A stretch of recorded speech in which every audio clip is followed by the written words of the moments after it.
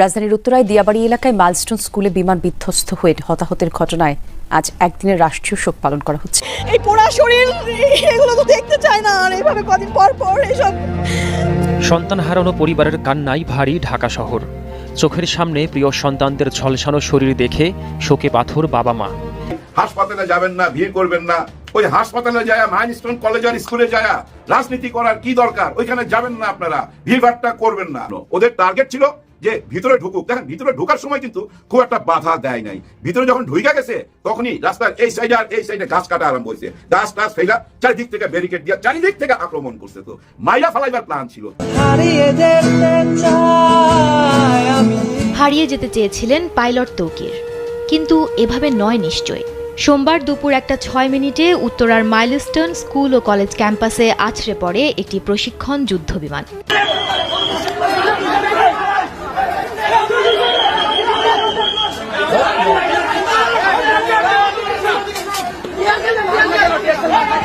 তিনি আর নেই।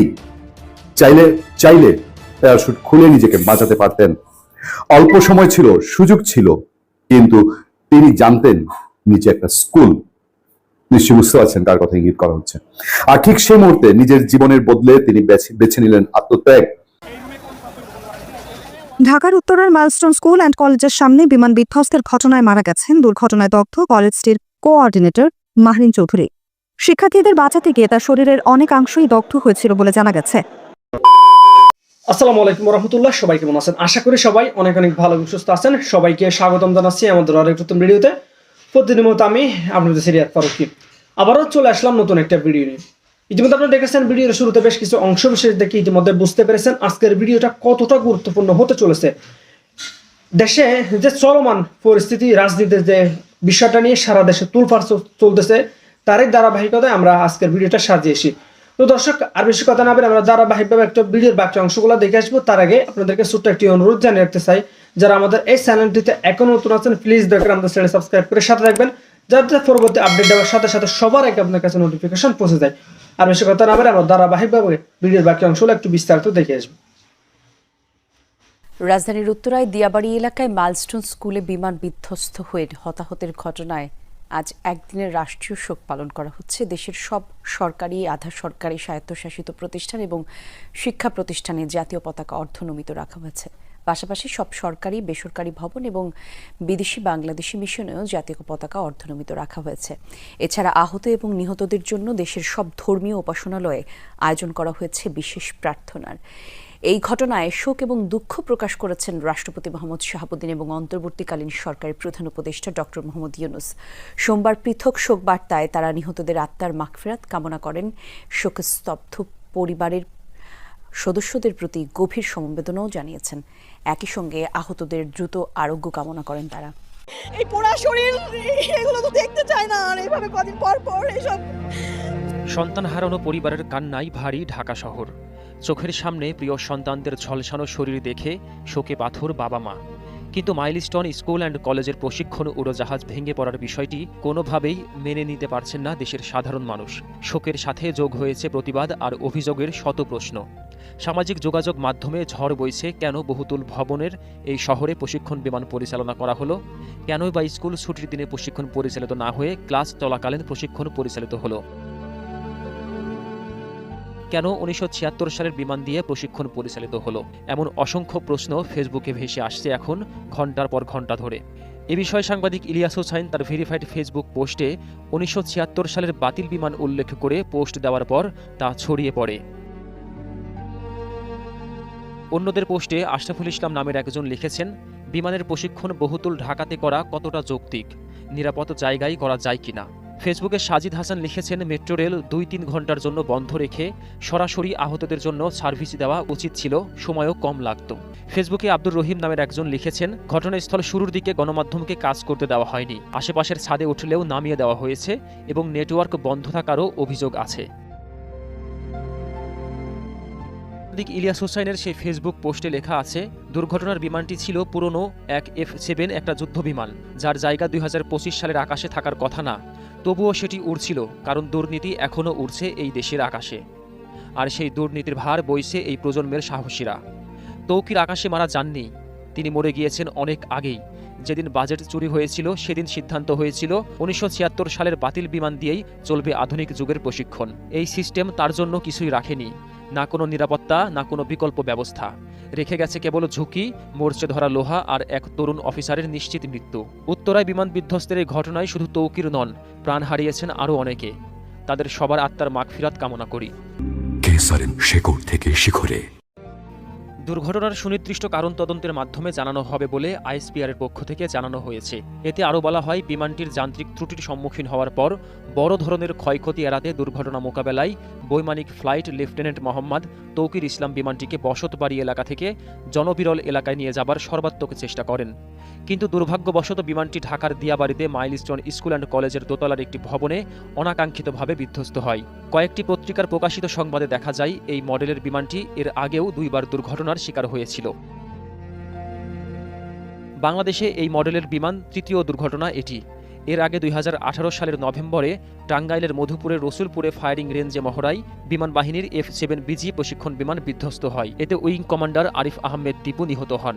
এরপর 2021 সালের নভেম্বরে চট্টগ্রামে জহুরুল হক ঘাঁটি থেকে উড্ডয়নের পর বঙ্গোপসাগরে বিধ্বস্ত হয় F-7MB। এতে ফ্লাইট লেফটেন্যান্ট তাহমিদ নিহত হন। আব্দুল কাদের নাহিদ, 21 টেলিভিশন।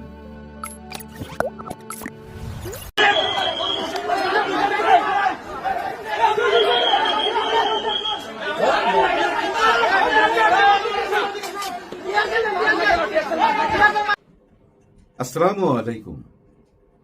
মন ভালো না ভাই, জানি আপনাদেরও মন ভালো না। মাইলস্টোন স্কুল অ্যান্ড কলেজে আহারে, ওরা তো জানতোই না না আজকেই তাদের মৃত্যু। একটার সময় ছুটি হয়ে যায় জানেন, আর ঠিক 1:06 এই জেট প্লেনটা আকাশে উড়ে। পাইলট ছিল তৌফিক সাগর। ওনার প্রথম দিন কিন্তু একা আকাশে উড়া। এর আগে বহু ঘন্টা উঠছে উনি, কিন্তু প্রশিক্ষক পাশে ছিল।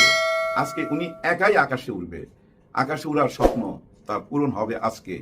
এর জন্য হয়তো তার মা বাবা কত কষ্ট করছে, কত লেখাপড়া করতে হয়েছে এই জায়গায় আসতে যায়, কেরিয়ার গড়া, তাই না? আকাশে উড়লো, কিন্তু ঠিক 1:06 উড়লো। 12 মিনিট পরই ওই মাইলস্টোন স্কুলের ঠিক গেটটার সামনে, মানে যেখান দিয়ে সিঁড়ি, ওই সিঁড়ির সামনে যায় আছাড় খায়া পড়ে।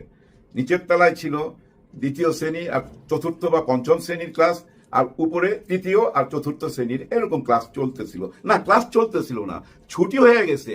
মানে 10-20 মিনিট আগেই ছুটিটা হয়েছে। অনেকে চলে গেছে, অনেকে মা বাবার জন্য অপেক্ষা করতেছিল।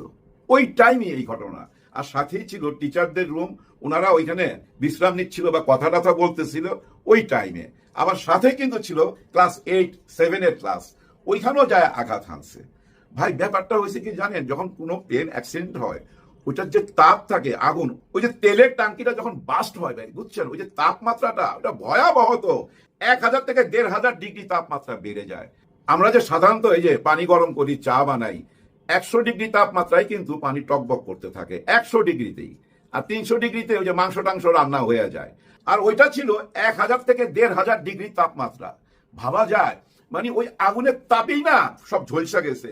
অনেকগুলো বাচ্চারা আমরা দেখছি না যে গায়ে কাপড় নাই, আসলে কাপড় না ঝলসে গেছে এবং চামড়াও ঝলসে গেছে, গায়ে কিন্তু আগুন লাগে নাই, জাস্ট তাপমাত্রায় এই ঘটনাটা ঘটছে। একটু আগে জানলাম যে 19 জন বাচ্চা এই পৃথিবী থেকে চলে গেল। আল্লাহ তাদেরকে বেহেশত নসিব করবে নিশ্চয়ই, ওরা তো শিশু, তাই না? কিন্তু ওদের মা বাবা কিভাবে যে কষ্ট সহ্য করবে ভাবেন একবার। আমরা ওইটা ফিল করতে পারব না ভাই, যার যায় সে বুঝে, সে বুঝে। এক মাকে দেখলাম তার ছেলের হাত ধরে পাগলের মতো ছুটতেছে, খুঁজতেছে, মানে তার 2 সন্তান, ছেলেকে খুঁজে পাইছে, ছোট মেয়েটাকে পাচ্ছে না, ক্লাস 3-তে পড়ে, তাকে পাচ্ছে না, বারবার আগুনের দিকে যাইতে চায়, আর আর্মিরা ওনারে আটকায় রাখতেছে। এর মধ্যেই কে জানি এসে বললো, আর দৌড়ে যায়, দেখে যে ক্যান্টিনের সামনে তার মেয়ে দাঁড়ায় রয়েছে, মাথাটা ফেটে গেছে, রক্ত বের হচ্ছিল। দেখেন, আল্লাহ তার হায়াত দিয়ে দিছে, কিন্তু যাদের মৃত্যু যেভাবে লেখা ছিল ওইভাবে তো হয়ে গেছে। অবশ্যই ছাত্র, সাবেক ছাত্র, কিন্তু নতুন ছাত্র কই, 24-এর ছাত্র কই, 25-এর ছাত্র কই, সেটা কিন্তু অনেকদিন যাবত মিস করতেছি। ওনাদেরকে সামনে জায়গা দেন, আপনারা একটু পিছিয়ে যায় ওনাদেরকে সামনে আনেন। এই জেনারেশনকে আমরা দেখতে চাই। হ্যাঁ, ছাত্র দলের এই জেনারেশনের কথা বললাম। আবার অনেকেই বলা বলি করতেছে, ভাই হাসপাতালে যাবেন না, ভিড় করবেন না। ওই হাসপাতালে যায়, মাইলস্টোন কলেজ আর স্কুলে যায় রাজনীতি করার কি দরকার? ওইখানে যাবেন না আপনারা, ভিড়ভাট্টা করবেন না। কথা ঠিক আছে আপনাদের, কিন্তু ভাই না গেলেও তো বিপদ। শাকের করাত তো ভাই, রাজনীতি হলো শাকের করাত, যাইতেও কাটবে, আইতেও কাটবে। এখন না গেলে তো আবার বলবে যে অমুক দল আসলো না, অমুক দল আসলো না, এরা কি মানবিক না, এরা কি মানুষ না, এদের কোনো মানবিক জ্ঞান নাই, এইসব কথা তো বলবেন ভাই, লেখালেখি হবে। আমরা তো কাউরে ছাড় দেই না, ওই জন্য যাইতে হয়। তারেক রহমান সাহেবও খোঁজ নিছে, আমাদের প্রধান উপদেষ্টা ডক্টর ইউনূস স্যারও গভীর শোক প্রকাশ করছে, এবং সরকার প্রতিটি মুহূর্তে খোঁজ খবর রাখতেছে। আমাদের মিলিটারি ভাইরা ওইখানে স্পটে এখনো আছে ভাই। এই আর্মি বাহিনী কিন্তু একটা ইমেজ চেঞ্জ হয়েছে কই থেকে জানেন? গোপালগঞ্জ থেকে। আমাদের ভিতরে একটা নেগেটিভ ব্যাপার চলে আসছিল যে আর্মি ডেভিল হান্ট নিয়ে মাঠে আছে, তারপরেও কেন অপরাধ থামতেছে না, এগুলা নিয়ে আমাদের অনেক আক্ষেপ ছিল। কিন্তু গোপালগঞ্জের ঘটনায় আর্মি কিন্তু সেই ইমেজটা আবার ফেরত পাইছে, যেভাবে তাদেরকে বাঁচায় ওইখান থেকে নিয়ে আসলো। দেখেন ভাই ব্রাদার, গোপালগঞ্জে কিন্তু একটা মৃত্যুর ফাঁদ পাতা হয়েছিল। কাদের জন্য? এনসিপির জন্য। ওদের টার্গেট ছিল যে ভিতরে ঢুকুক। দেখেন, ভিতরে ঢোকার সময় কিন্তু খুব একটা বাধা দেয় নাই। ভিতরে যখন ঢুইকা গেছে তখনই রাস্তার এই সাইডে আর এই সাইডে গাছ কাটা আরম্ভ হয়েছে। গাছ টাছ ফেলা চারিদিক থেকে ব্যারিকেড দিয়া চারিদিক থেকে আক্রমণ করছে। তো মাইরা ফালাইবার প্ল্যান ছিল। তো ওইখান থেকে আর্মি উদ্ধার করলো কিভাবে আমরা দেখছি। আর ওই ঘটনা পুরা দেশবাসীর মনে নাড়া দিছে, আর্মির জন্য ভালোবাসা প্রকাশ করছে। কিন্তু সেই ভালোবাসাটা অনেকে মাইনা নিতে পারতেছে না, যে কেন আর্মি এনসিপি কে রক্ষা করতে বারবার যাবে, এরকম প্রশ্ন তুলতেছে। আমি আজকেও দেখলাম এই যে জিল্লুর রহমান সাহেব, উনি নিজের একটা ইউটিউব চ্যানেল আছে, ওইখানে বলতেছে, উনি অনেক বড় একজন সাংবাদিক, কিন্তু ওনার মনের মধ্যে না শিশুদের মতো প্রশ্ন, হ্যাঁ খুব শিশুসুলভ প্রশ্ন আমি মনে করি। উনি প্রশ্ন রাখেন যে এনসিপি কে কেন আর্মি পাহারা দিয়ে রাখে, তারা যেখানেই যায় ওইখানে কেন তাদের সঙ্গে সঙ্গে যায়, এবং তাদের বিপদে হুট করে সামনে যায় বাঁচায় নিয়ে চলে আসে কেন, এরকমই ওনার কথাবার্তা। আরো ওনার অনেক রকম প্রশ্ন ওনার মনের মধ্যে। দেশ কোন দিকে যাচ্ছে, এই যে জামাতে ইসলাম এত বড় শো ডাউন করলো, এর পিছনে কি কি উদ্দেশ্য থাকতে পারে। মূল কথা কি জানেন, আমি সরাসরি বলি, ওনার মনের মধ্যে প্রশ্ন যাচ্ছে কিরে, ক্ষমতা তো যাওয়ার কথা বিএনপি, এই যে 19শে জুলাই পরে কেন এত প্রশংসা জামাতে ইসলামের, এবং জামাতে ইসলাম তো এখনো ক্ষমা চায় নাই। হ্যাঁ, উনি প্রশ্ন করতেছে, ওনার কন্টেন্টটা দেখে। দর্শক সালাম, শুভেচ্ছা। আবারও উত্তরায় ভয়াবহ বিমান দুর্ঘটনার একদম স্কুলের মধ্যে একেবারে অমানবিক যে পরিস্থিতি তৈরি করেছে তা নিয়ে কয়েকটি লাইন।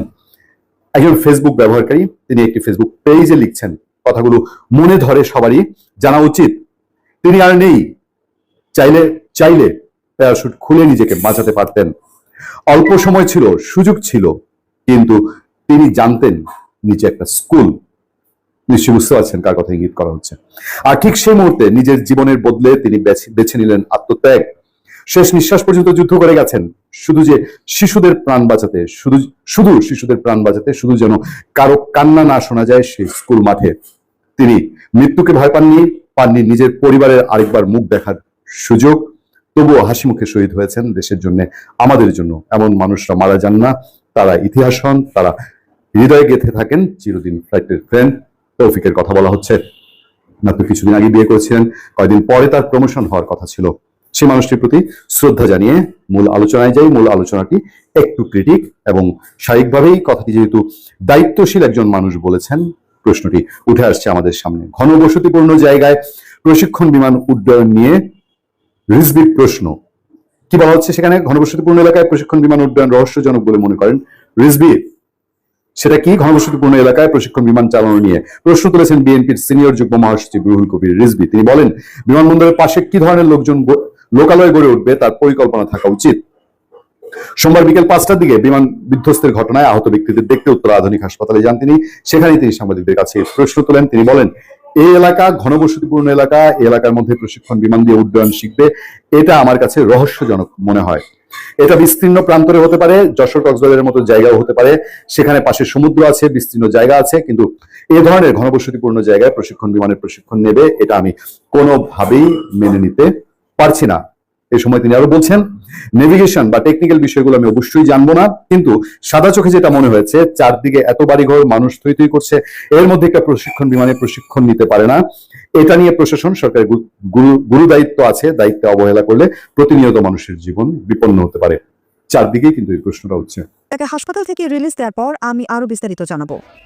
দগ্ধ হওয়ার পর তাকে আশঙ্কাজনক অবস্থায় জাতীয় বার্ন ও প্লাস্টিক সার্জারি ইনস্টিটিউটে ভর্তি করা হয়। চিকিৎসকেরা জানান তার শরীরের শতভাগই দগ্ধ হয়েছিল। আইসিইউতে মৃত্যুর সঙ্গে লড়াই করছিলেন তিনি। শেষ পর্যন্ত সোমবার রাতে সেখানেই তার মৃত্যু হয়। এর আগে মাহরিনের স্বামী মনসুর হেলাল জাগো নিউজকে বলেন, মাহরিনের পা থেকে মাথা পর্যন্ত সব ঝলসে গেছে। ডাক্তার শুরুতে বলেছিলেন কমপক্ষে 80% বার্ন, তবে আমার মনে হচ্ছে 100% দগ্ধ। লাইফ সাপোর্টে নেওয়ার আগে স্বামীর সঙ্গে একটু কথা বলেন মাহরিন। এ বিষয়ে মনসুর হেলাল বলেন, মাহরিন বলেছেন স্কুল ছুটির পর বাচ্চাদের নিয়ে বের হচ্ছিলেন, ঠিক তখনই গেটের সামনে বিমানটি বিধ্বস্ত হয়। নিজে দগ্ধ হলেও সে সময় তিনি বাচ্চাদের বাঁচানোর চেষ্টা করেন। সানবিট সব দিবে সামাল। সানবিট ম্যাজিক প্রেস ডিশওয়াশিং এর মাথা ঘোরানো সলিউশন।